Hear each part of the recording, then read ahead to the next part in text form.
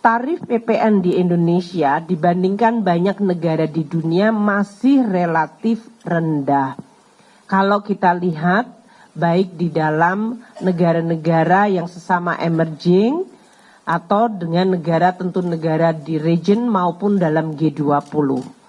Kita lihat yang di sebelah kiri 11% atau ke-12 dibandingkan banyak negara. Dan kalau kita beberapa negara emerging yang kita gunakan seperti Brasilia itu 17% PPN-nya, tax rasionya sudah 24,67%.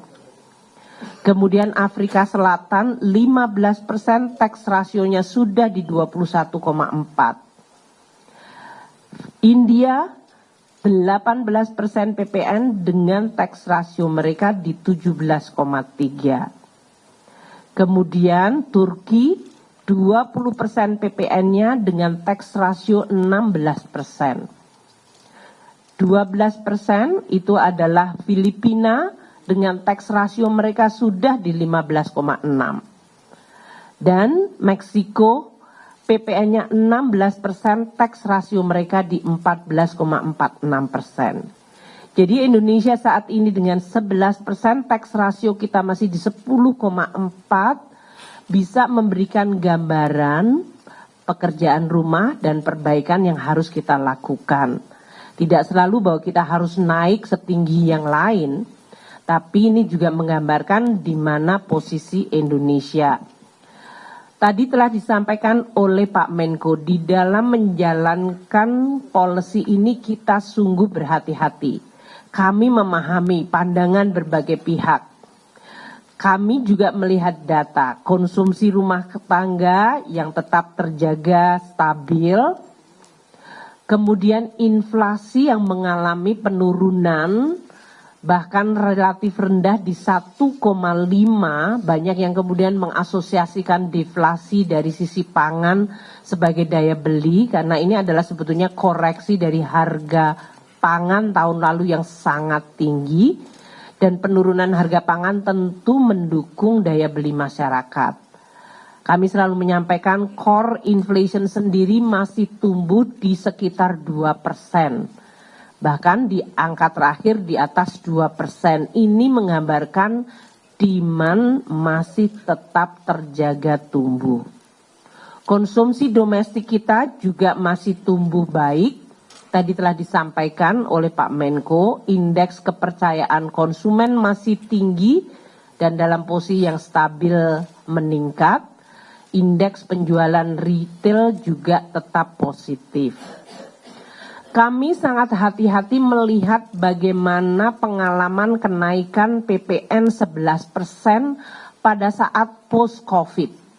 2021 ke 2022, waktu itu Undang-Undang HPP diberlakukan tanggal 1 April 2022. PPN naik dari 10 ke 11. Kita lihat berbagai data, lesson learned, adalah menggambarkan perekonomian kita tetap relatifly stabil dan bahkan ada indikator perbaikan dari mulai jumlah peningkatan pekerja, jumlah pekerja formal.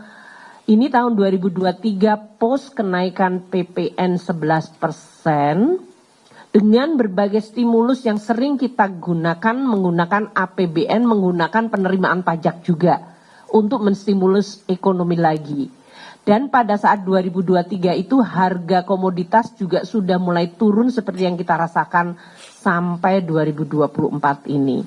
Kami melihat jumlah dari peningkatan pekerja, pekerja formal, dan juga setoran PPh 21, yaitu setoran dari pajak penghasilan dari gaji karyawan itu mengalami kenaikan double digit. Serta inflasi yang terus terjaga rendah. Tahun 2022, waktu itu kenaikan inflasi lebih karena dipicu harga minyak dan harga minyak goreng karena terjadinya perang di Ukraina. Itu pun kami menggunakan APBN untuk menstabilkan.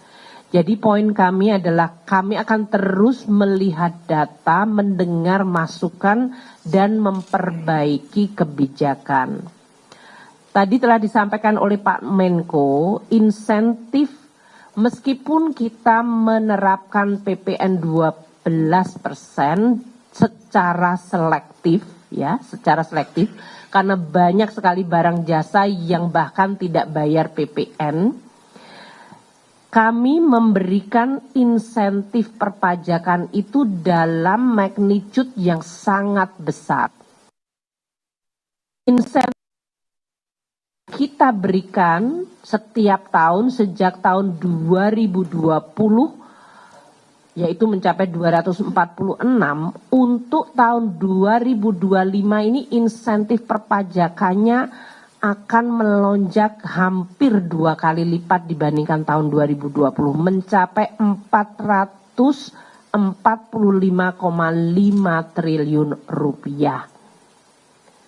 Dan kalau dihitung berdasarkan rasio PDB itu sudah mencapai 1,83%, yang lebih tinggi pada saat COVID 2020 ke 2021, waktu itu kita memberikan insentif perpajakan yang luar biasa besar hingga mencapai 1,85% dari GDP. Tahun depan hanya lebih sedikit saja turunnya dibandingkan pada situasi COVID, yaitu mencapai 1,83% dari PDB.